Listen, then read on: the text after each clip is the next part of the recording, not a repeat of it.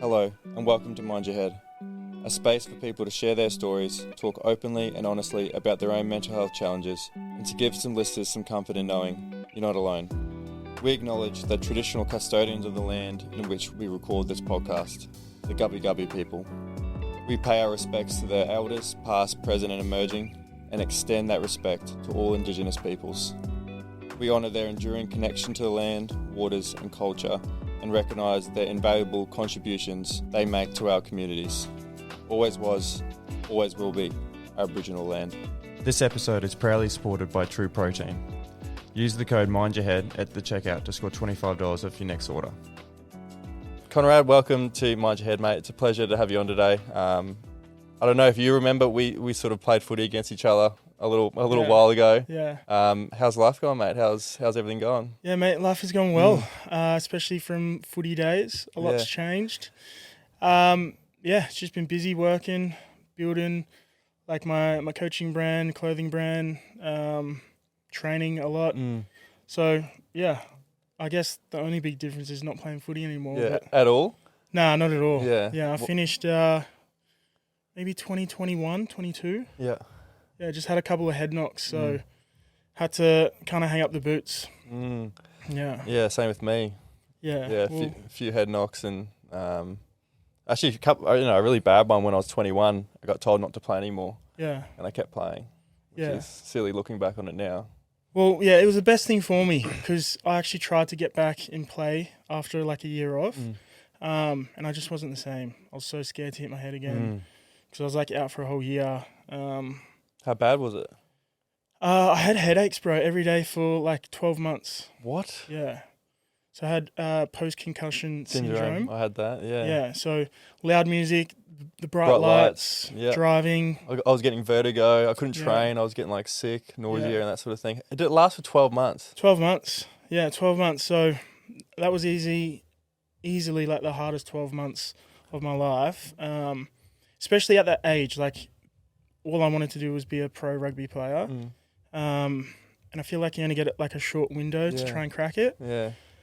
But, it just didn't work out. And it's crazy when you get to like 25 and 26 and then you think, I think my window's gone. Like, I think it's a young person's game. And as soon as you like, and it seems like a bit sad now that when you're 18, 19, 20, you get to like, if you don't make it then, it's like almost impossible to make it as a, middle-aged 20-year-old or something like that, isn't it? Especially back then, with like Aussie rugby, like working a full job.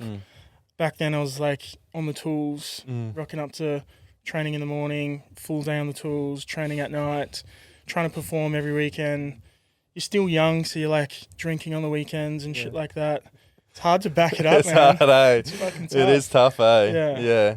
Let's go back to your rugby days. Where did you what was your favourite memories and where did you even grow up? Are you from Brisbane? Nah, so I grew up in Cairns. Oh yeah. So from Cairns. Yeah. Big league central up there. So I grew up playing rugby league. Yeah. Always wanted to play for the Cowboys. Did ya? Yeah. Was that your team? That was my team. Yeah, I love the Cowboys. Yeah. Still, just from being up north. Yeah. Ended up getting a rugby union scholarship to Brisbane Boys College. That was probably like the best thing for me because I kind of grew up in a house with like minimal discipline. I was pretty naughty in school and stuff like that. I was just there to play sport have and fun. Have fun with my mates. But I went down to Brisbane boarding school and it was like bit of a culture shock, eh? Discipline, structure, like it's what I needed at the time. So did you handle it well, the change? You did. I loved it. You loved it. I needed it. Yeah. I think that's all I needed. And then I was there for rugby. It was all I kind of focused on through school. Then, obviously stayed in Brizzy after school, playing for Sunnybank and like coming through 20s and stuff like that. And then, just head knocks, injuries. A lot of injuries kind of, put me out of playing consistent footy. And then just had to figure out what I wanted to do post-footy, which was tough at the time. But, it was the best thing for me, which we might touch on a bit later. Yeah, absolutely. And sort of going back towards the footy, was there an opportunity to go professional? Did you get pretty close? Did you? Yeah, there was a couple of teams. Like I was in the sevens wider training squad for a bit, coming through Reds 20s and stuff like that. I think there was a slight opportunity to go to the Force briefly. Nothing real set in stone though. Like I was still probably inconsistent with injuries and stuff like that. Yeah. And then I went over to New Zealand to try and crack RTM. So I went to Southland Stags, playing some good footy there. And then that's where I had some head knocks in like some of the trial games. So had a couple like back-to-back 2 weeks in a row. Yeah. And then had to like have some time off. And I was just around, I was like not around family, not around friends, like in Invercargill. I'm not sure if you've been there, but it's like... my family's actually from Invercargill. Oh, no way. Yes, yeah. Yeah, so I know exactly what it's like. I probably met him. There's like 100 people in the place. Yeah, you would definitely have met them. Yeah. Yeah, so, I mean, it was a great time. Yeah. But yeah, like... It's a miserable place if you can't play footy. Yeah. So why else would you be there? Yeah, exactly. Yeah. And at the time I was like working like on the farms, like cleaning the cow sheds and shit like that for like 10 hours a day, going to training. I obviously wanted to do really well. So I was like, for a good 3 or 4 months there, just like not missing a session, training so hard, working so hard. It helped I didn't have friends and family there, so I could just focus. No distractions. Yeah. But yeah, trial games were going well, and then unfortunately just hit my head a couple of times, and then from there I just had headaches every day. Yeah, right. Wasn't getting better. And that's the thing with post-concussion syndrome, because I had it for 6 months, and I thought that was terrible, so I couldn't imagine having it for 12 months, is that there's no cure for it. Like it's a waiting game, you know, and the doctors, I'm sure they would have told you the same thing. It's like it could last for a week, it could last for months. You just got to like pretty much wait it out. And it's like, and it's crazy because sort of that happened sort of, would it say sort of the, you know, how old were you when that happened? I think I was like 21, maybe 22. Really? Yeah. Yeah. Because I had the same thing, and I was just like, nah, like I just got a contract to Bay of Plenty. I was like, no way. Like this is the beginning. Yeah. You know, I'm not gonna, you know, head knocks at that time, you know, was it, you know, when it was 2012, head knocks at that time, it was serious, but like, you know, you're still fairly new. Still fairly new, man. And like, you sort of just, I remember a doctor sitting me down and was just like, you might want to like try a different career. And I was just like, what do you know? You know, what do you know? And I was just like, I'm not going to blow the shot now. I've just got it. And then every head knock that I got after that one, even if it was a little one, it would feel like a big one because the brain was just so damaged that there are some bits of me that look back and go, oh, yeah, you definitely played more than you should have. Yeah, for sure. I think I was lucky. Like, I only had really like 2 encounters with like concussions. I look back now and it was just a sign. Yeah. Like, because if I didn't have those head knocks, I probably would have kept trying to play and trying to crack it. Like even now, because I loved rugby so much. Yeah. But I honestly believe like it was just a sign, either from God or just from life, just to put me in a different direction with that universe, kind of what I'm doing now. Yeah, and it obviously always works out for the better, doesn't it? Yeah, it does. Yeah. Did you ever have your self-worth or identity tied up as a rugby player? Just because obviously you loved it, you played league and union, that's all you wanted at that age. Was there like a bit of you that was like, you know, or was? Sure. Yeah, for sure. It was like all I ever wanted to do. It's all I thought I was good at as well. Like, just training, being around obviously the team and mates and stuff like that. So I kind of probably did for a little bit, like attach my self-worth to how I performed on the weekend or what I could do on the rugby field or stuff like that. So finishing rugby was definitely hard to like accept. I think that was like the biggest thing because I probably attached a lot of self-worth to it because I didn't know who I am. Or what the fuck do I do now, sort of thing. So I was a little bit lost. Yeah. So that was pretty tough to kind of overcome. Was there a little bit of grieving in the process? Because I remember we associate grief with like losing a loved one or a friend or you know, a death or something. But I actually never really thought about this until I did a bit of inner work about it. Is like, I think I went through a bit of grief saying goodbye to that Elliot that always wanted to be a professional rugby player. Like when I stepped away from it, I was like, I didn't realize how much that was going to actually impact me. Yeah. You know, saying goodbye to all those sort of memories of, you know, when you're playing footy in the backyard, like, you know, winning grand finals and World Cups or playing for Australia or whatever it is, like you know, when you step away from it, you're saying goodbye to all those memories or moments or things that you really look forward to, and then you're sort of like into the abyss of like, well, what now? I feel like you're starting again. Yeah, for sure. I think that's a really good point though, because you got to look at it as, fuck, I got this whole new world now. Because the past life, rugby life, you were so consumed by that. That was everything, especially like for training. So now I train completely different to as I would playing rugby. And it's like, you've kind of got this whole new restart. You can do whatever you want now. So I think it took me a while to understand that. And it's like almost like a breath of fresh air. And I think that's how I looked at it anyway, to help me like navigate overcome that grief. What was the hardest part about leaving the game in that transition? What do you really struggle with? Oh, just what I wanted to do. Yeah. Because like growing up, all I wanted to do was play professional rugby. All the eggs were in that one basket. That's all I was like pushed towards. That's all I wanted to do. Yeah. So like figuring out my next step, my next moves, and just figuring out like where I wanted my life to go. At the time, like I mentioned before, I was like working in construction, so like on the tools. Hated every hour, every minute, on the tools. So I knew I didn't want to, be on the tools for the rest of my life. But after a while, I kind of used like a lot of that pain and a lot of that frustration and anger. And I think I do this really well in my life, and kind of turn that frustration into actually doing something about it and taking action on things. That's something I've noticed I do a lot of, when I'm in a shitty spot or pissed off or angry or something doesn't work.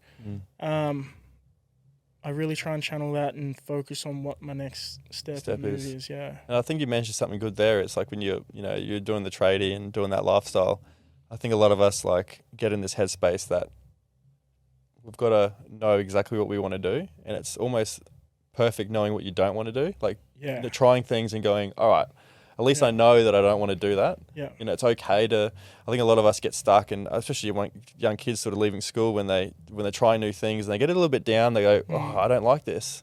Why don't I like this? And they get down about it. I'm like, it's almost a good thing. Yeah. You found that you don't like something, move on to the next thing. 100%. Just as important, isn't it? Yeah, it is. Yeah, it's really important to try a lot of things. Like when I have children with my partner Tegan, I want them to try fucking everything. Yeah, get used to failing, yeah. And for me, all I kind of tried was rugby league and rugby union. Same. So I could have been a AFL player or a boxer or something, but I didn't give it a crack. Yeah, exactly. Yeah. So stop playing footy. How did you get into online coaching? Yeah, so I was a PT straight out of school. So I did my certs and everything at BBC. Through this period, I was flying down to Sydney like every week for Aussie Sevens training and stuff like that. So it was really hard to maintain clientele at the gym I was working at in Brisbane. So I was in the gym, had a few clients, but it was really hard. I was 18. Yeah. I was kind of just focused on footy. Yeah. I only got into construction because all of my mates were working construction. We could all work together. We all played footy together. Yeah. It was good money at the brotherhood time. There. The it connection. Was just so easy. Yeah. And like, to be honest, we weren't doing that much hard work. And like, you're just working with your mates, playing footy with your mates. It was kind of still like just carrying high school out into the real world a little bit. Adult world, yeah. So I kind of got stuck there just because money was good at the time, and obviously, like, no contracts and stuff. You're not getting paid from club. It's just easy. And then after footy finished, I was living in Brisbane at the time. I just needed a change. I felt like Brisbane was so much of my high school time and a little bit of post-school as well. But I really did feel like Brisbane, I was only there to play rugby, and it was just time for a bit of a change. So I moved down to Melbourne. I had a good friend down there. He got me a job working construction again, just because I just needed a job. But I just knew I needed to get out of it, and I needed to get back into the fitness industry, just because that's all I ever loved. Love training. Yeah, okay. That was always your passion there, was this training, I actually look back now and realise that I preferred training so much more than actually playing games. Really? Yeah. You love the training aspect of it, just loved pushing it, yourself. Pushing yourselves, Yeah. training, like, especially in the gym or doing fitness. Yeah. Because, like, don't get me wrong, I loved playing Yeah. rugby as well. But, like, looking back, like, some of my favourite moments are just, like, training hard with the team, with the boys and pushing each other. Why is that? What's the aspect of that you sort of... I don't know. Because I'm the exact opposite to you. Yeah. Like, the Saturdays were the best, were the most fun. Yeah. Like, I was a terrible trainer. Yeah. Like, terrible. And, Yeah. like, I would just get through training just so I could play on a Saturday. Like, what was it about training that you... I think it's because you obviously train so much more than you play. Yeah. And for me, when I'm training, I just feel so good. I love training. Yeah. Like, I'll never skip a session or not say no to a session. Yeah. And I feel like that's where you make the most sort of growth, memories with mates. Especially like in the big pre-seasons and shit like that. Like you find in the out. Hurt Locker, eh? Yeah. And those are the moments that I like just pushing yourself. Plus, I played on the wing a lot, so like you don't get the ball much. Some games, especially not in union, if it's a wet weather game or something. You're standing out there all game. Yeah.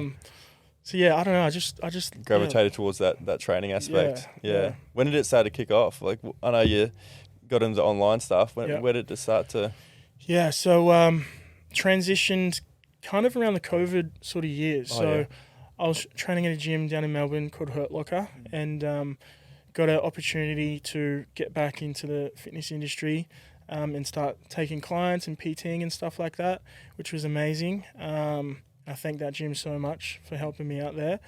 And around COVID, obviously in Melbourne, it was crazy. Yeah. Were you in the lockdown, Melbourne? Shit. Lockdown. Yeah. But we could still manage to train outside, like in that 5K fucking perimeter or something. And it could only be like 2 people. It was wild looking back now. It was retarded. Yeah. But I'll train clients in the morning, go to work all day, come back, set up at the gym, train clients outside. And then it just kind of kicked off from there. And, I just knew, holy fuck, like, this is where I need to be. Like, I love this shit. Especially spending all day on the job site. Like, I was just there fucking killing time because I couldn't wait to get back to the gym and train. And it's like that thing where you pick something up new when you kind of just know, like, I need to fucking kickstart this because this is... You just get a feeling. You're like, this is it. Especially when you've got that comparison, like real life comparison, when you're going to the work site, you're going, I fucking hate this. Yeah. And then you've got that instant comparison of when you go to the gym going, I fucking love this. That was almost like an immediate, like, light bulb moment where you're like, this is it. Like, I love this. Yeah. It was good. Like, everything just kind of happened for a reason. Even being in Melbourne, like, I didn't have that many friends down there, especially after COVID. I was getting around, 24, 25 years old. And I just needed to fucking, like, take stuff serious, and I think from that moment, I kind of made a decision. I'm just going to lock in on this and just go hard. I just put everything into it, from coaching clients, PTing, my own training, putting myself out there on social media. Which is always a tough thing. Yeah, it is, especially at the start. Yeah. And then it just snowballs, man. And Did you have any role models or mentors to sort of chat to about, starting a business and being an entrepreneur? Did you have anyone to sort of lean on and get advice from? On the early days, no. Kind of all you. Try to do it all myself. Just try and figure stuff out. Yeah, which is almost the best way to learn sometimes, isn't it? It is, until you get to a point where you're just fucking going insane and nothing's working. But yeah, I think at the early days, like, it's fun because it's so exciting. Everything's new and you're figuring stuff out. But I did actually get like a business coach who's helped me out a lot, Mark Coles. And that was game changing for me as well, because I could have like a mentor that I respected, looked up to, could go for advice, and just clean up a lot of stuff, because he's a person that's obviously been there and done that, done most of the things that I aspire to do and stuff like that. So having mentors is so important, I think, like, especially if you're wanting to start something or build or grow even just for life, like really. Absolutely. You know what I mean?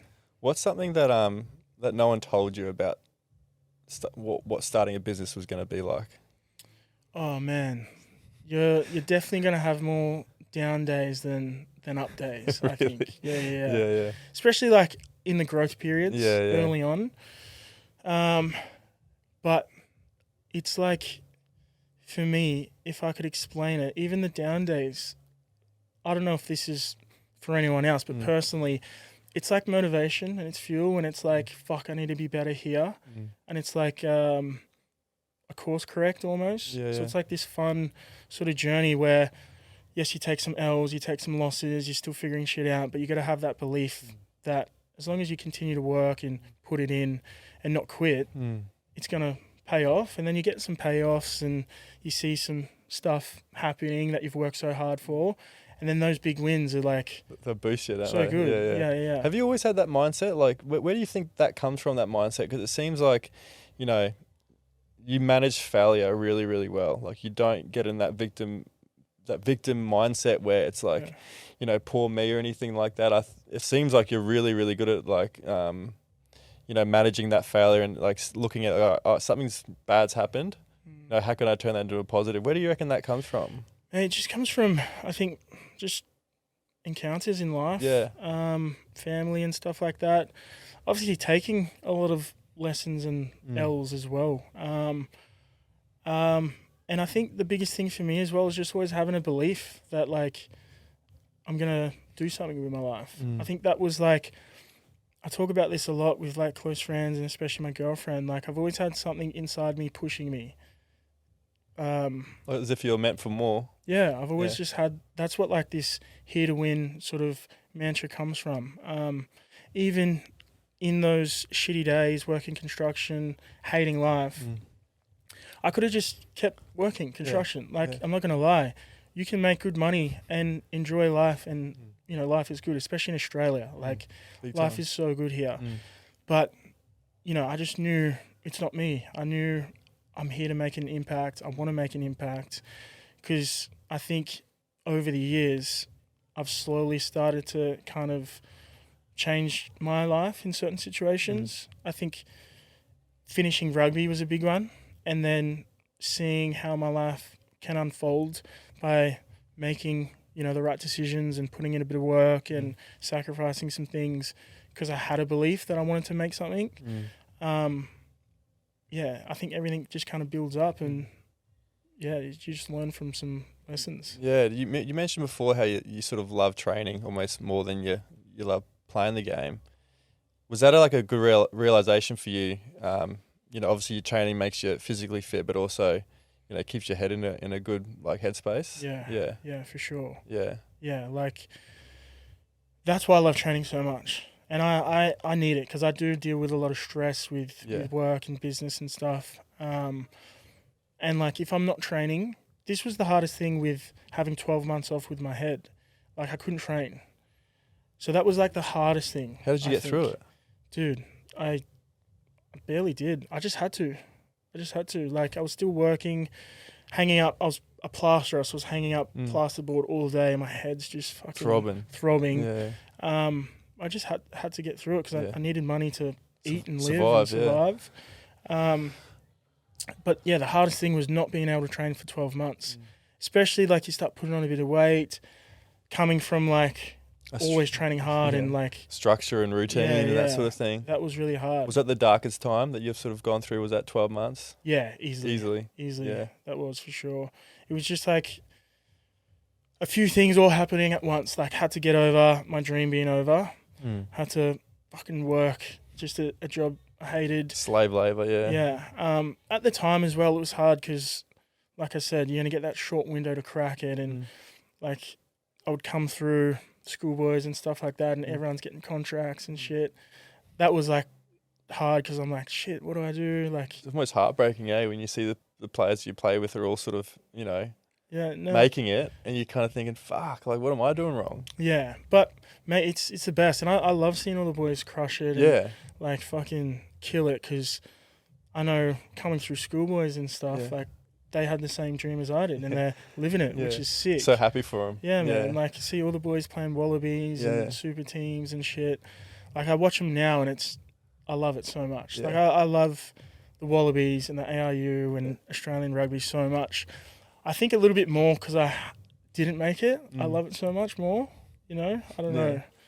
But, it was just wasn't for me. And, you know, I look at my life now and I wouldn't change a single thing because it's given me the direction, purpose that I didn't know I was looking for back then. And like I said, if I didn't have the head knock, I would have kept trying to play till I was like now. Like, I'm 29. I'm sure I would have kept trying to play just because I loved it so much. I'd be doing the exact same thing. Like, that head knock was, like, so that last one I got when I was maybe 28, I think that was like the last one I got, and that was like the biggest push in a direction. It was just like, mate, I was almost saying to myself, what's the point? Like, what are you trying to achieve here? Like, you know, I think you're just trying to, I think for me, honestly, if I'm being honest, I think I played longer than I should have, was because of an ego thing. I honestly thought, because I didn't have a plan B, I didn't put any energy, effort into going outside of Elliot, the rugby player. It was always like, I knew that I was good at it. And it was almost like, well, if I can't do rugby, what am I else going to do? And it was almost a thing where I felt, you know, useful. I felt needed. I felt important. I got some attention from it, that it became not a thing that I love, but it became a thing of ego. You know, and when you sort of go down that road, that's when it becomes a bit dangerous. Like, why are you even playing the game for? Yeah, but I mean, you probably needed that as well to realize 100%. You know what I mean? Yeah, and it pushed me in this direction now that I'm in. But it's now that I can look back on it and have some fond memories and think about the choices that I made back then. Yeah. Because I love the person I am today, and I wouldn't be here if it wasn't for those shit times. I've always asked my guests, what are your 3 non-negotiables for living a healthy and full life? For me, it's movement, community, and good nutrition. I've learned that what you fill your body with plays a massive role in how you feel physically and mentally. That's why I use True Protein. They're an Aussie brand doing things the right way. Clean, natural supplements with no artificial additives or fillers. Everything's made in-house in Sydney's northern beaches using the highest quality ingredients sourced from around the world. Whether it's supporting energy, improving focus, or reducing fatigue, their products genuinely help me show up better every single day. And just like Mind Your Head, they live by values I stand by. Be true, be you, and take care of your whole self. I was thinking about this before, like challenges.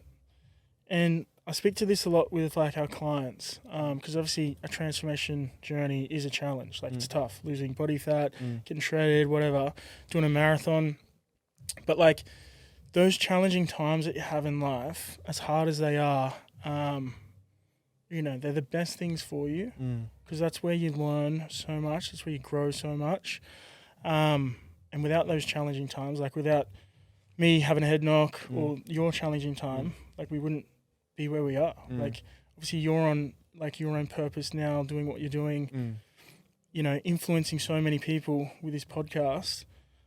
It wouldn't have happened if, you know, not at all, you didn't go through your challenging period. You know what I mean? Yeah, 100%. So for your coaching, are you more than just you know, nutrition, you know, workout plans, routines, programs? More than that, are you more as a mentor as well with the clients? Yeah, definitely. I think. Do you love that aspect of it as well?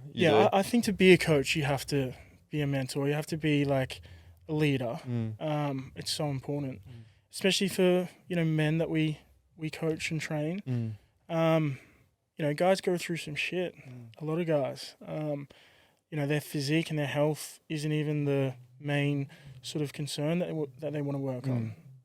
But they don't really know it yet. But it's not until they start training, getting fit, healthy, they start to realize, like, the biggest changes that they make are like their mindset and their actions.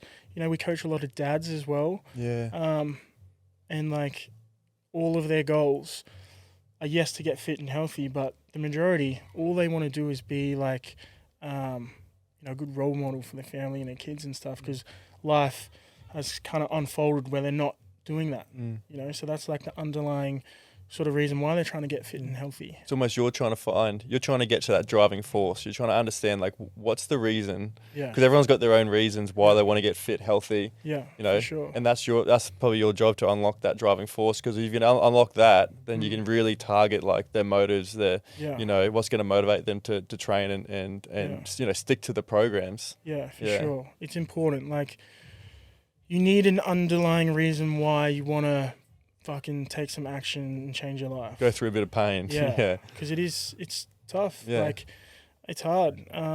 Especially most guys are dealing with so many things at once, especially family, kids, work, stress, all that sort of stuff.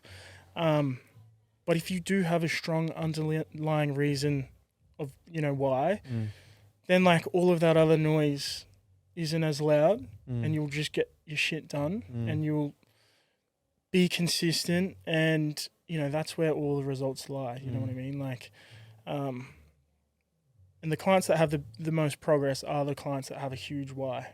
You know, we get a lot of guys that just want to come on board and just get a 6-pack, but like they're clients that I need to figure out. Okay, 6-pack's not really going to cut it. We need something more, and I think part of being a coach and being a great coach is figuring out how to push that client, because clients don't understand how far they can push until someone's pushing them. Yeah, 100%. And then they achieve fucking shit they didn't even realize they could achieve. That for me is the biggest thing, and why I love like coaching so much. That'd be the best, wouldn't it? Yeah. That's something that I especially noticed when Nate Brockman did that run. He did like a 3 or 4 day fucking run around that track, and in the press conference at the end, he said like humans are way more capable and than what they give themselves credit for. Yeah, man. You know, we're so much more capable. And I remember like going, I got a couple of mates that do marathons and that sort of thing, and I hate running. Yeah. Even like when I was playing, yeah, man. Like when I was playing footy. Like, I think that we did so much running playing footy that I was just like, as soon as I stopped playing footy, there'll be no more running. So I got into swimming, and I do like go to Revel, which is a bit of like high rock sort of training and stuff. So it's not too much running, but I got some mates that I got run clubs, and like, Elliot, you coming down? I'm like, fuck no, I'm not coming down. Like, never got into it. Like, I don't know if it's a natural runner though. Oh, people have said that, and I'm just like, oh, I don't know. Like, I just never gotten around it, and I don't know if it's because of rugby. Like, it just put me off running. So I got into swimming a fair bit, and I had a couple of mates that trained for the Goldie Marathon last year, and they got a really good time. I could see them, like, they were training, you know, for months and months, and they took it very seriously. And I was at the finish line, and I seen them finish, and it was so much like satisfaction, and they were so proud that they stuck to a routine, that, you know, they took it, you know, they're so strict with their programs. They got a really good time. You could see how happy they were that they achieved a goal. And I remember like sitting there and just watching everyone sort of come past, and all different age groups and genders, and it was just incredible to see. But I remember sitting there going, man, you could see them when they finished, like how happy they were that they achieved their goals. And I remember thinking to myself, what have I done since I stopped playing footy? Like, I haven't pushed myself physically, emotionally, mentally. Like, I stopped playing, and that was pretty much it. Obviously he's kept training, but there wasn't like that goal, like you know, you're training for a goal or something like that. And I remember thinking to myself, what have I actually done? Like, I don't think I've done anything. I've just sort of floated through space since I stopped playing footy. And I didn't realize until that moment that I actually, one of the things I craved when I was playing footy was that sort of pressure to perform, or that, you know, that game day thing where it was just like, that's, you know, that's the goal, like, you know, to perform well, or things that you're training for. I didn't realize that that's actually what I needed in life. And since I hate running, I was like to Jordan, my partner, I was like, I'm going to run up to Noosa and back from my house. So it's about 37 Ks each way. Shit, yeah. And I was like, the furthest I run before then was like 2 Ks. And she's like, what do you mean? And I'm like, I'm going to get up tomorrow morning. I haven't told anyone else apart from her. I was like, I'm going to get up tomorrow morning. I'm just going to run up to Noosa and back. She was like, why? And she goes, I just want to see if I can do it. Yeah. You know, I haven't pushed myself. The theme of my life have always been quitting. You know, I think I probably gave about 80% to my footy time playing, like 80%. Like we talked about, like what's your 100%? And we don't normally know what our 100% is. So I look back at it now, and I reckon I gave 80% to life. Like I just put enough effort in just to seem like you're doing enough.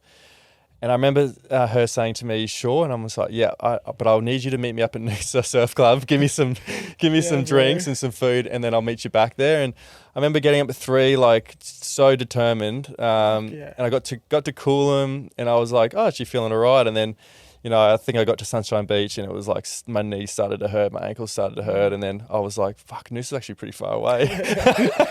and then I got to Noosa, and I was pretty stoked. I got like 36 Ks, get to Noosa, like wrecked, and Jordan was like, looking at me. I was like in the shower. I was like just in the surf club having a shower, and Jordan's like, you can jump in the car and we take you home. Yeah. And I'm like, nah, like let's go. Yeah, I was like, nah, look, I'm doing this.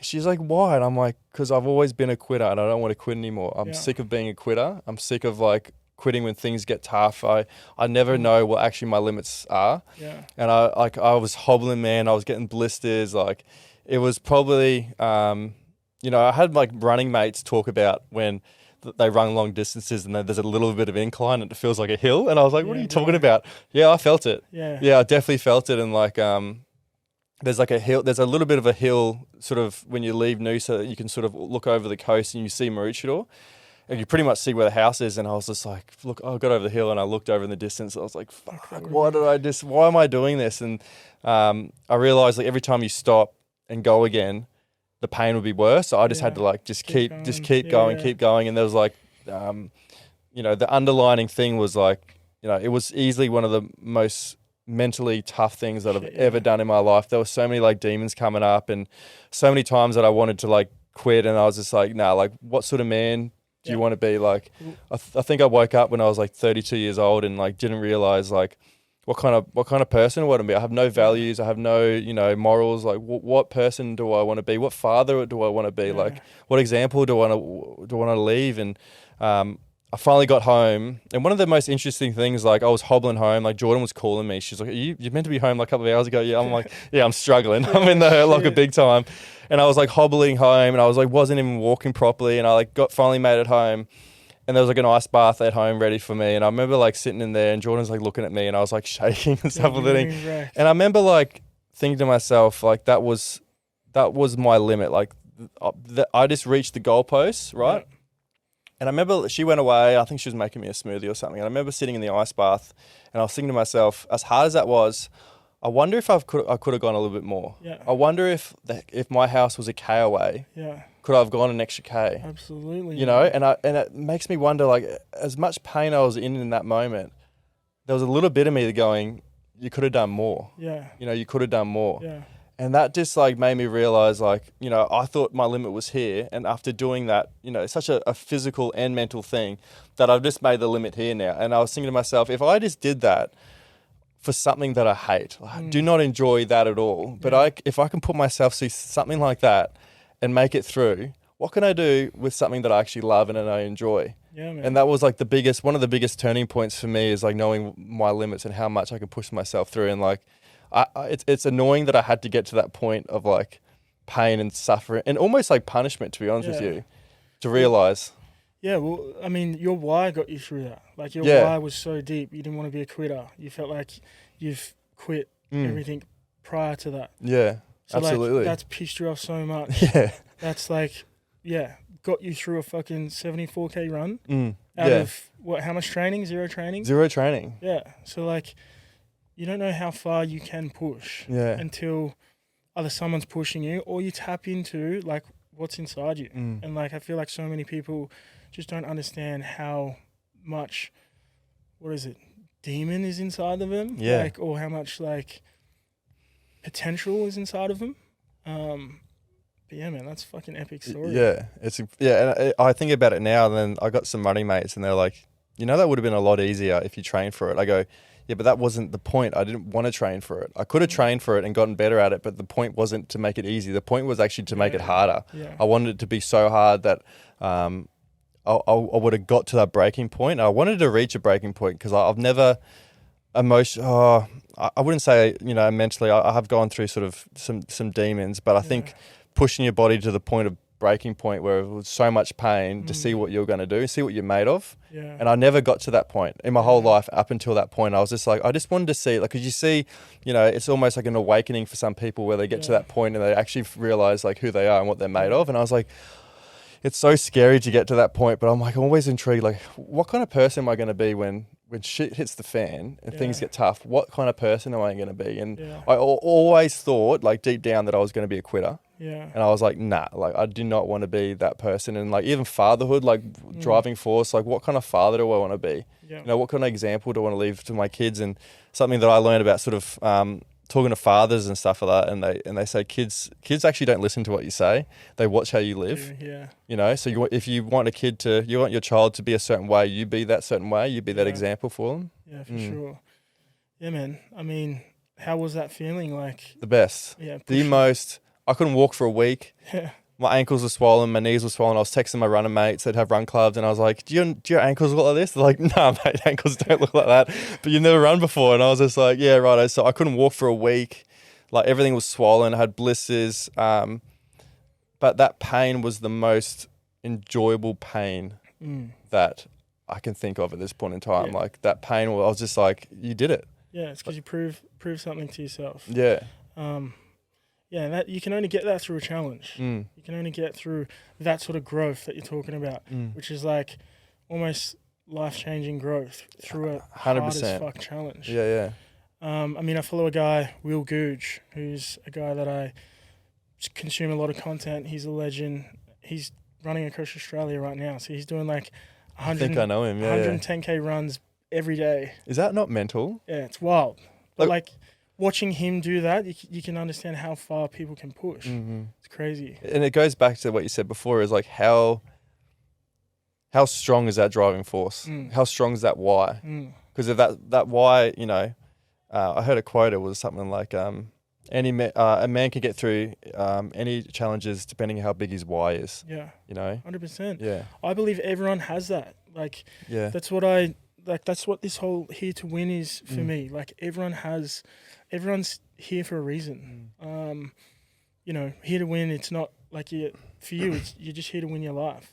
Not here to necessarily win a marathon or a high rocks or anything. You're just here to win your struggles, your challenges, the shit that you're going through. You're just got to understand that you are here for a reason and you are here to win. So yeah, it relates to all of that stuff.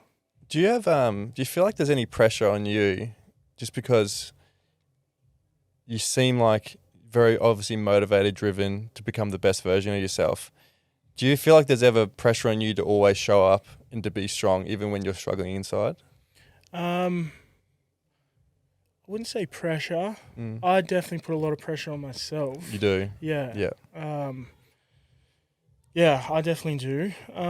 So how do you get through those tough times? And I know you've got that sort of strong mindset, but what gets you through that?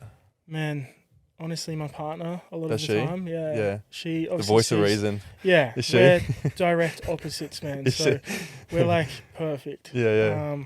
So she obviously sees the good, the bad, the ugly. But yeah, there's days, man, especially over the past 6 or 12 months with a lot of stuff happening, a lot of stress and stuff like that. Probably a lot of pressure as well. There's days where I just lay in bed sometimes and just think about so much stuff and get consumed by a lot of stress.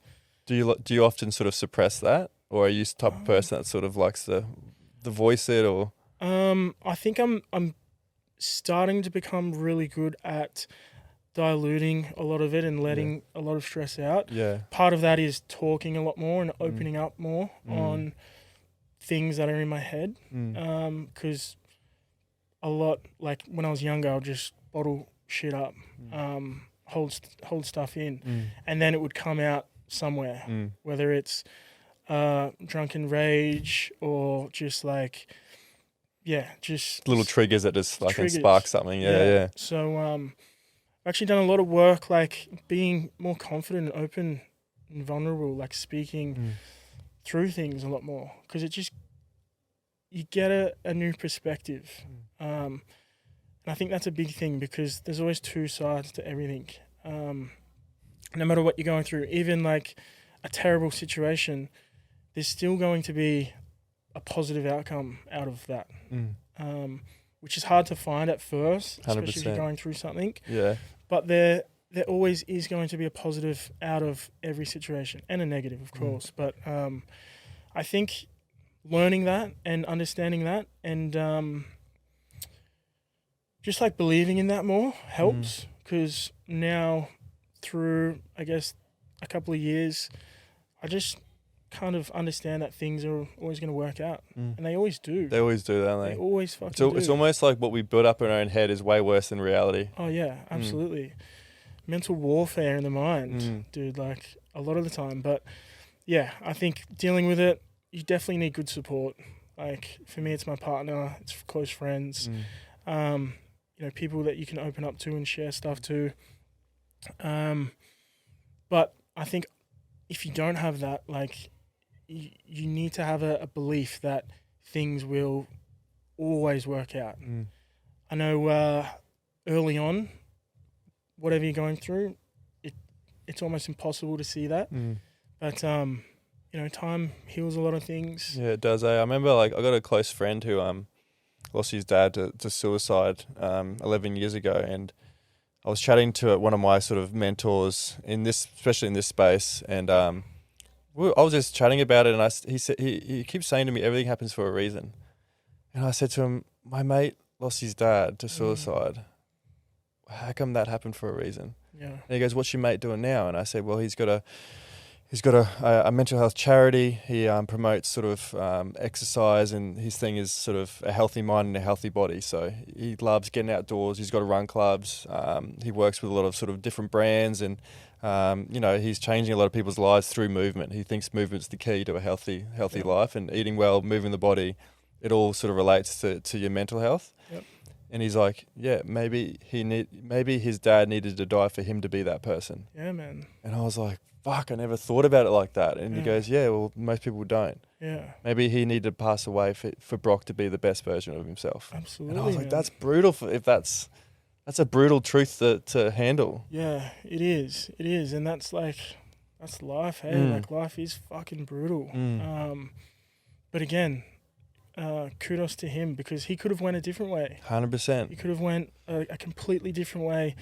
But now he's making a huge impact. He's turning some terrible negative into a huge positive that's going to impact not just himself, but probably hundreds and thousands. 100%. It's sort of like leaving a legacy for his dad as well. Yeah, for sure. That being, you said before, sort of being vulnerable. Is it getting easier now to be vulnerable, to talk about things? I know it's just me and you in here. Yeah. But yeah, is it becoming easier? Are you getting better at it? It's definitely getting easier. Yeah. Like sometimes, man, I just couldn't say the words or open up. And that's just... It's a typical sort of man thing, isn't it? Just through years of holding stuff in. So it's just like relearning bad habits.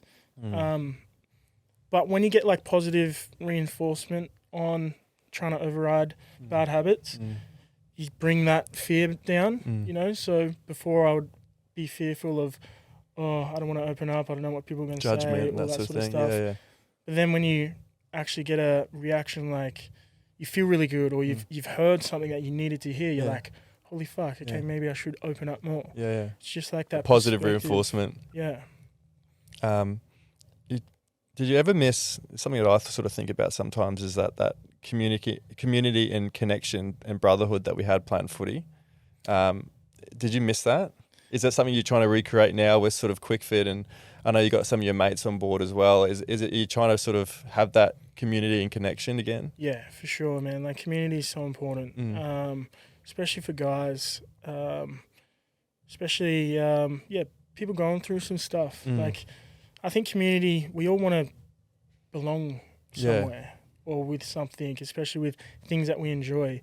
And I think that's using my experience through rugby teams and stuff like that. This is an area that I really try and focus on, because I know how valuable it is when people are working together, building together, achieving things together, relating to each other as well. Like, we can relate through what we've been through, but some of our clients are almost identical. Same goals, same lifestyles, same struggles, same pain points. So like connecting them together just helps them flourish and grow and succeed. So like community is a massive impact or massive focus point for what I'm trying to build with Quicks and Quicks Academy. Let's talk about Quicks. Quick Fit? Quicks Academy. Quicks Academy. It was Quick Fit when it was just me, but yeah, we've got a team now. Yeah. Yeah. And what's that? How's that going? I know you're in Bali now. Yeah. So been in Bali for 2.5 years now. How is it? Yeah, it's good, man. Is it? Loving it? It's been good, but to be honest, being here on the coast for the past 4 or 5 weeks has been great. Yeah, has it? Yeah. Just reconnecting again. Yeah, like we've got a lot of mates here. Yeah. Bali's been great for the past 2.5 years because didn't have any distractions. Like didn't know anyone. Just focus on work. And like at the time, growing everything, it's what I needed. I needed it so bad. So I've kind of been locked away in Bali, just working, just training, just learning, just figuring stuff out. And then, I think we'll probably move back here maybe next year. You reckon? Yeah. Yeah. I just think it's the next step with progress and growth. Yeah. Yeah. It seems like you're the type of guy that goes all in. Oh, yeah, with everything. With everything, Yeah. is it? I'm either not in at all or 100%. Yeah, with everything. With everything. Yeah. Like if I don't like something, I'll hate it. If I like something, I fucking love it. We're going all in. There's no in between. Yeah, nothing in between. Yeah. Yeah, I love that. What's the downside of that? Maybe like, shit. Knowing when to quit? Yeah, knowing when to quit or just like enjoying things for what they are. Ah, yeah. Maybe. Yeah. Like being present in the moment. Yeah, being present. I definitely struggle with being present. Do I you? think, yeah. Are you something that I realised that I was very destination driven. Yeah. When I was especially when I was playing footy, it was just like, all right, what's the next team? What's the next goal? What's the next thing? Like, there's always a goal or something destination wise where I didn't realise that the journey was actually, the most important bit, like the person you're becoming on the way to the destination. Yeah. I look back on it now and like we talked about all the things that we sort of missed about rugby, all the things that we, our favourite memories. Yeah. It wasn't always winning a grand final. It wasn't always like the where you score tries or that sort of thing. It was the pre-seasons. It was all the bonding trips or the footy trips that you where you were strangers and now you're best mates. Yeah. Like they're the things that I love the most about it. And those friends that I've still got in Brisbane, every time we catch up that we haven't seen in years, nothing's changed. Like no time has passed. Yeah. And I love that. Yeah, it's the best. Yeah. Yeah, I think it's hard though when you're goal orientated and like you want to achieve something so much. You can put the blinders on and just lock in on that end goal. But I was actually saying this to my partner yesterday because we were packing orders and we were going super quick. We started to make like a few mistakes. First time doing it, I just said to her, look, let's slow down a little bit. This is our first time doing it. Let's enjoy it. Like, we've worked so hard for this. And it was good. We just like actually slowed down, try to be present because we'd worked so hard for this. And I felt like we were just rushing shit at the start and like trying to make everything perfect. Whereas it was so much better when we could just slow down a little bit, put some music on, just enjoy it. Make a little moment out of it and realise like that you're packing orders. That was a dream you had sort of years ago and now you've achieved it and now you're sort of packing your orders going, what the hell? We did it. Like we actually did it. Yeah. Yeah, it's cool. I said to her in the car as well, I've been on so many runs or so many training sessions where I would think, fuck me, I cannot wait to just wear my own kit one day. Really? Like shorts, socks, hats. Yeah. And like that day's kind of come and it's so sick. Yeah. Yeah. It's incredible, is it? Because you do have to have that period of reflection and go, did you hear that saying like the top of one mountain is the bottom of another? Yeah. And it's always good to have those goals, but also when you reach those goals, it's good to have, just a moment to sit with it and go, we did it. Yeah. Yeah. It's so good to achieve that. Yeah. It's important because life happens quick, man. Like, shit, I'm almost 30 and I still feel like I'm 15, 16 some days. But even catching up with mates over the past, few weeks being here on the coast, like we talk about, things back in the day, school, games and shit like that. And it just feels like it wasn't even long ago. But like life, it just goes like that quick. It's wild. Yeah, I remember like turning 20, and my dad said to me a couple of times, I was like, "What do you want to sort of do outside of footy?" And I was like, "I don't know." He goes, "You might have to, start thinking about it." And I was like, "Well, I was 20. I think I was 20, 19 or 20. I was like, 30 is so far down the line. Yeah, like man. 30 is so far down the line, and then all of a sudden you wake up, you're 30, and you're like, fuck, It's wild. Hey? it's wild." Yeah. What's the version you're sort of becoming now? You've had so much growth over the years. It seems like every day you're sort of trying to get a better version of yourself.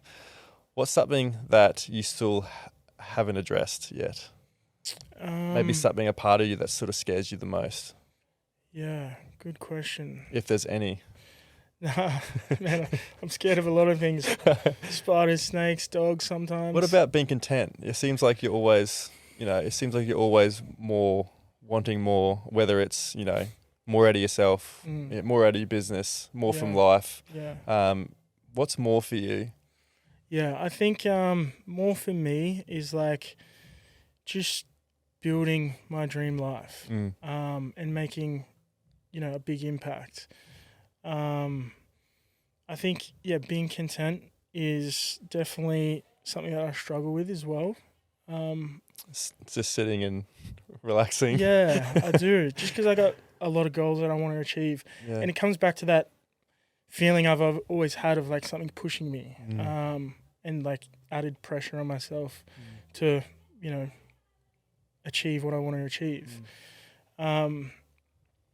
But yeah, I think it's just a phase in my life as well. Like I'm in a very growth orientated phase where I need to be building stuff. I need to be, building a solid coaching team, making a big impact, transforming lives, being at the forefront of that, like trying to be the best leader I can be.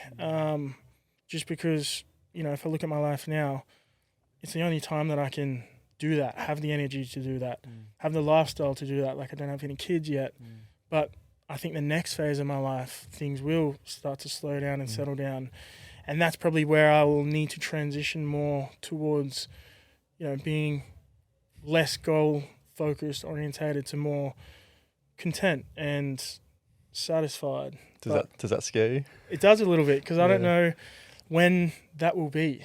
But I think like that's why I want to work so hard to kind of get closer to that because I think for me the end goal is I just want to, I do just want to have a massive impact and, help transform people's lives.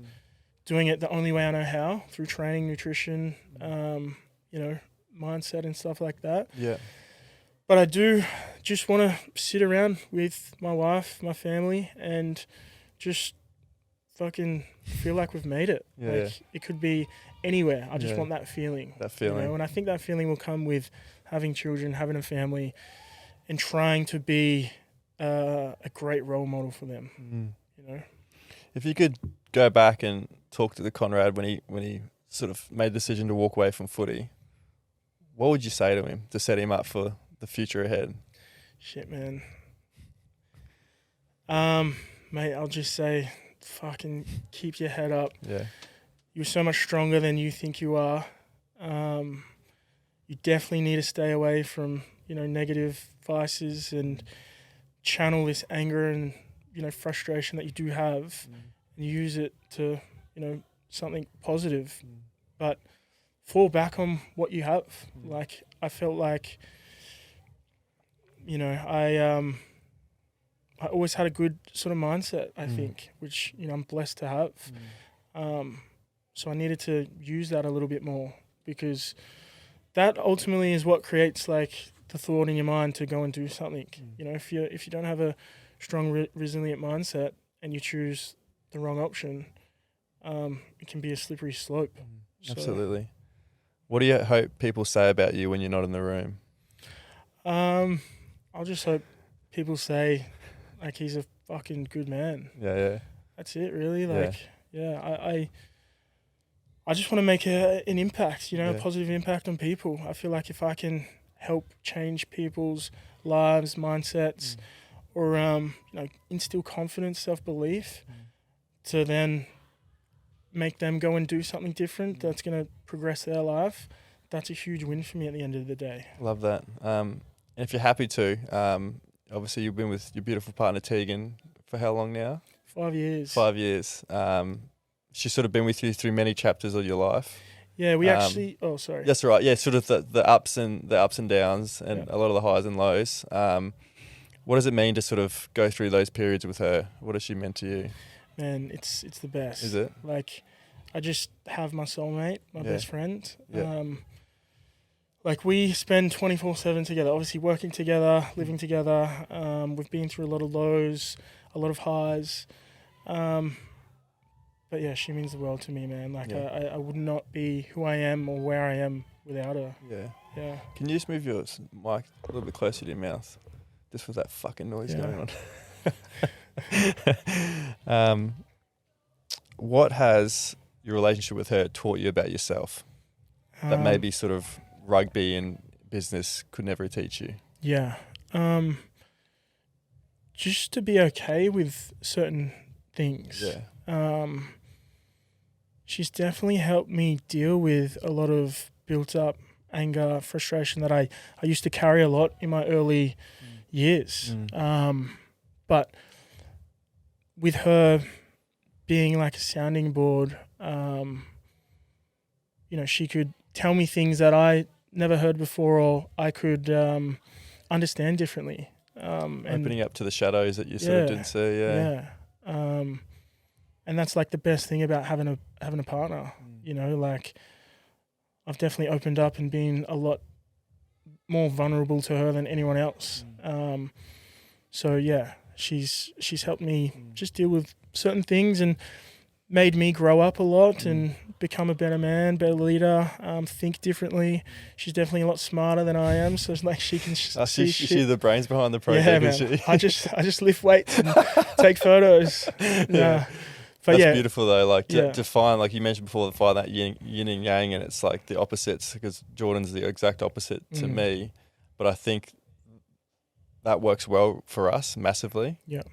She's the most patient, calm human being that I've ever met, and if I didn't have someone like that, I don't think it would have worked. Yeah, for sure. She puts up with a lot of shit, and a lot of dribble comes out of my mouth. Yeah. But like she can just sort of stay calm. Like, she's the one sort of, if shit going on, I'm the one going, fuck. But she's the one sort of thinking clearly and telling me the sort of the advice that I need to hear. Yeah. You need to have that balance. You do, eh? Otherwise, I think I've seen it a lot with a lot of my friends and their relationships. They're just not meant to be together, So man, I'm lucky, blessed. So good. Yeah. Another thing, just with when you're sort of so busy and you got a lot of stuff going on, how do you keep the relationship strong with Tegan? It's hard to sometimes to find that balance. How have you found that? The only thing I could say, honestly, is that we're just made for each other. Yeah. Like, she just gets me and I fully get her. We obviously both respect each other so much. That's like the only way I could explain it, because we're never like arguing or fighting. We were a little bit early on, obviously, figuring each other out. Yeah, there's getting to know you fights. Yeah. But like the amount of time that we spend together and what we do together, we should be, arguing a lot, but we literally don't. Yeah. And I think it's because we both just have this epic synergy of what we want to build. Yeah. We just know each other inside out. Yeah. So yeah. I love that. We got some quick fire questions to finish off, so you can answer these as quickly or as long as you want. Where are we? If this mic was connected to every struggling ex-rugby player or athlete that had to give away sort of their passion or love and start again, what would you say to them? Yeah, I'd say, bro, you have a completely new lease on life. Your whole life has been rugby. You've obviously got decent talent. Use it. Like, this is not the end to anything. It's just a new start. Love that. What's something that you haven't fully healed from yet, but you're definitely working on? Yeah. Probably some relationships with my family. Oh, I'd yeah? say, yeah. Yeah. And just being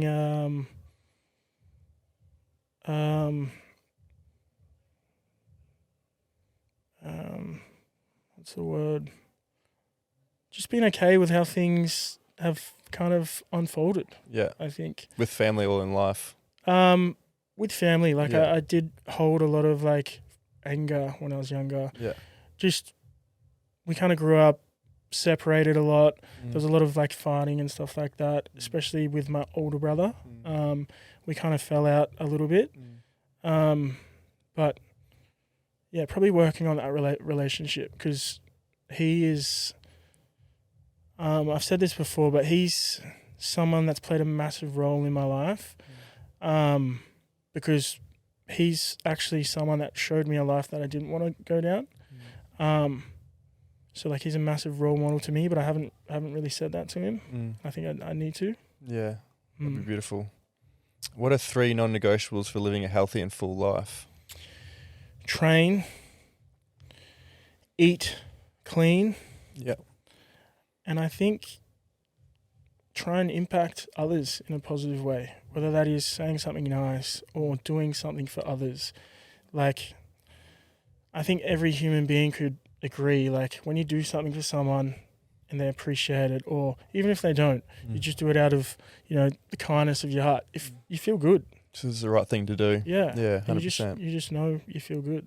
What's the best advice you've ever received? Shit. Best advice I've ever received. This one's a hard one. Pass. Best advice. I'm trying to think. Yeah, probably pass. Probably pass. We'll get some more. I'll give you some better advice later on. Yeah. Yeah. Need some. How have you defined success? I define success with being happy. Yeah. I think probably being content. Yeah. Yeah. Like being content.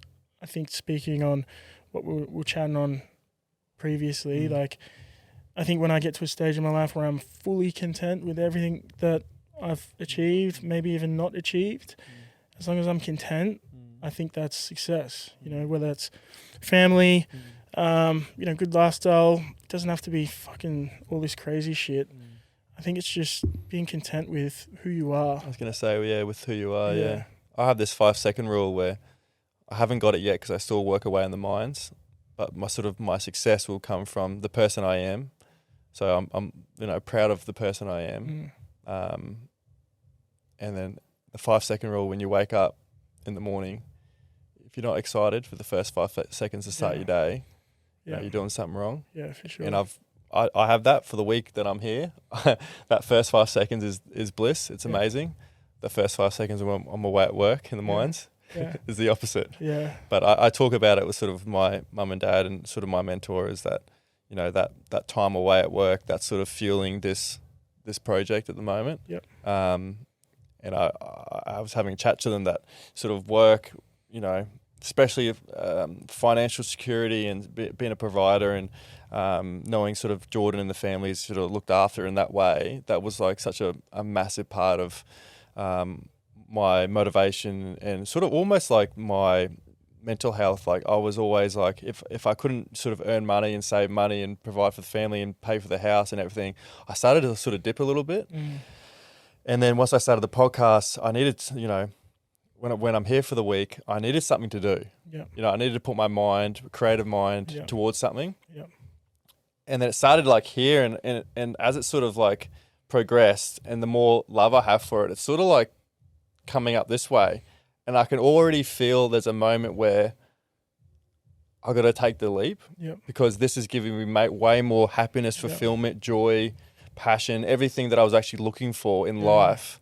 It's ticking all the boxes. Yeah. That fear that I was telling you about, every time I have sort of the fear in my belly, but it's always like the nerves, the excitement. I'm like, fuck yeah, how good's this? Like I get to do this. Yeah. And I can feel in the future, in the near future, there's going to be a shift where I'm already telling my supervisor at work. Yeah, it's sick, like he's man. telling me stuff about work, and I'm like, I won't be here much longer. Yeah, it's so good. Not even knowing that I will be or not, but I feel like I need to start putting that out there and like voicing that, and just letting him know I got 1 more year left, buddy. So I'll be out of here. So yeah, man. Yeah, you can clearly see it as well, like making such a huge impact, and obviously, doing what you love. You know what I mean? That's the biggest thing. And that's something that, like, I don't know if you've felt this at all, but I was always really jealous with people when they would get so excited to go to work. You know, I would always, like, rugby obviously was a massive excitement for me, but you know, I'll chat to some people on a Sunday and they're like, we can't wait to go to work. Like my missus is one. She's like, I love going to work. Yeah. You know, and I'm just like, I was so jealous because I was like, I honestly thought I was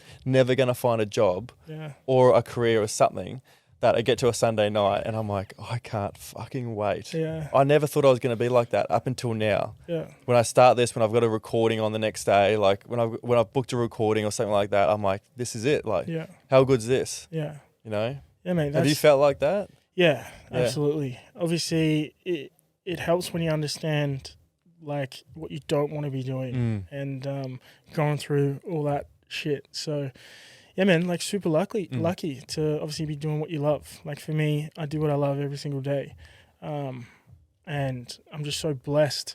And it fuels me to work even harder because it just reinforces like hard work, consistency, just pays off. Always, and not giving up. Who's your hero? Damn, who's my hero?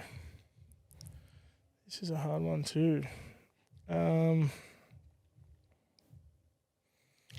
mind just goes blank with these things sometimes. Sporting hero. Give me a rugby sporting hero. Yeah, I mean... That's as easier. Yeah, I could go all day. Man, honestly, growing up, Sunnyvale was just the G. Like, give me one from league, one from union. One from league. I think league... I'm gonna look at the Cowboys. Like Jonathan Thurston, obviously, just freak. Crazy, yeah. And obviously, just loved watching the Cowboys. Union, man, it's so hard. There's so many. Yeah, like Sonny Bill, Dan Carter, and Quay Cooper. Like coming through, especially when we were like kind of a little bit younger. Did you ever play Quay when he was at South? No, I didn't. I had one game against him. Yeah. Freak. Yeah. Should not be there. Yeah. It's criminal. It's crazy, dude. It's crazy. What the hell? Yeah. But yeah, I mean, there's so many. Yeah. There's so many. It's crazy. Does it seem crazy now when you got like mates that are playing, you know, either playing for the Wallabies and they're versing the All Blacks, you know, and you're just thinking, man, that is like, we dreamt about that sort of thing. And you guys are sitting there watching the haka, you're playing in a Bledisloe, like it's mental. Yeah, it's so good to see as well. Like I went over to France for the World Cup. Yeah, nice. The last World Cup. Yeah, I was there. Yeah. One of my best mates, Isaac Fines, was playing. I was just so happy for him because I know how hard he worked. Like we were at Sunnybank together, working construction. Like he's a freak too. Yeah. And he, ripped up. He's always ripped up, and finally got an opportunity for his dream. I was just so. And to share that with you too, like even though that it's he made it, it kind of felt like you were you're there too with him. Like I taught him a lot. Yeah. Like you can look down the camera and tell him that. Yeah. Thank me later, Isaac. I mean. Just growing up and going through together. Like I saw how hard he worked, and I saw like the disappointment as well. Like when he wasn't getting picked and stuff, even though he was carving up. So like to see him reach that pinnacle. Yeah, I was so excited. So good. Man. He was the best. If you could go back to a time in your life, where would you go and why? Man, great question. Damn, man, I'd probably go back to the head knock. And just try and nip it in the butt earlier, like with the knowledge that I have now. Yeah.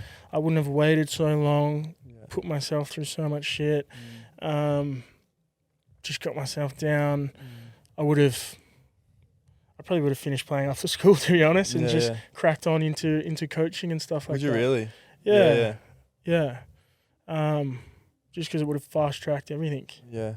But obviously... That's what made you now, though, isn't it? Is it those tough times and not bad decisions, but there's mistakes that we make along the way. Like that's why you're the mindset you got now. Yeah. Yeah. What do you wish more people understood about you? If anything.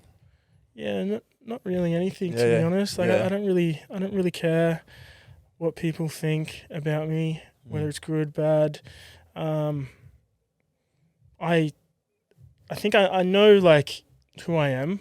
Like I know my flaws, the positive things about me and stuff like that. Just like everyone. Yeah. Everyone's different. Everyone's got fucking amazing things and maybe things that aren't so good. But that's not it. really Everyone's fighting their own sort of battles inside. Yeah. Like it's just life, and everyone's on their own journey, mission. You can't really judge people for certain things when you don't really know fuck all about them. 100%. Yeah. So I've got a closing tradition of the podcast where I don't ask the last question. I get family and friends. They send in questions for the guest. Oh yeah. So hold it 1 second. Speaking of your mate Isaac. Let's go. All right, where are we? Here we go. Hey bro, thought I'd throw in just a quick question. What's your biggest achievement so far, and what's the ceiling for Quicks Academy, as this is probably the happiest and healthiest you've ever been? Cheers, bro. That's sick. My brother Isaac. I love that. It's funny we were just speaking of him. Man, biggest achievement, I think it's just finding my purpose. Yeah, so far it's my biggest achievement. With my partner, what I'm doing at the moment, I'm really proud of my life and what I'm trying to build. And then the ceiling, man, there is no ceiling. Especially if you're always pushing and setting the goalposts in front. I'm someone who's probably got a addictive personality, so like when I achieve a goal, I try and lock on to the next thing. But I just want to make a huge impact, a positive impact on a lot of people's lives. Hopefully help people tap into the potential that they do have. Got a couple more for you. Yeah. We'll go one from your partner Tegan. Where are we? She says you've always chased more growth, more goals, more wins. But at what point do you think you would be satisfied that you've done enough and you don't need more? Yeah, we actually speak about this a lot. Oh, you do? Yeah. I think it's what's in my head is like sitting around a fire pit or just the lounge room, and it's me, Teagues, our dog Tucker, our kids, and we're just looking at each other and just realizing we've got everything we need. Yeah, I love that. That's something that's in my head a lot, and I think that's what I'm trying to work so hard to achieve. And I think that will almost be maybe the complete sort of. Could you sit back and go, I've done it? Yeah, I did it. Maybe. No, we'll have to see. I don't know how old I'll be when that happens, but yeah, that'll be the moment, I think. We've got one more actually.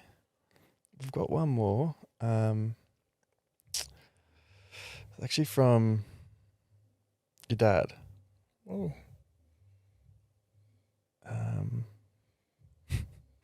Maybe there isn't one more. Where are we? Here we go. He has said,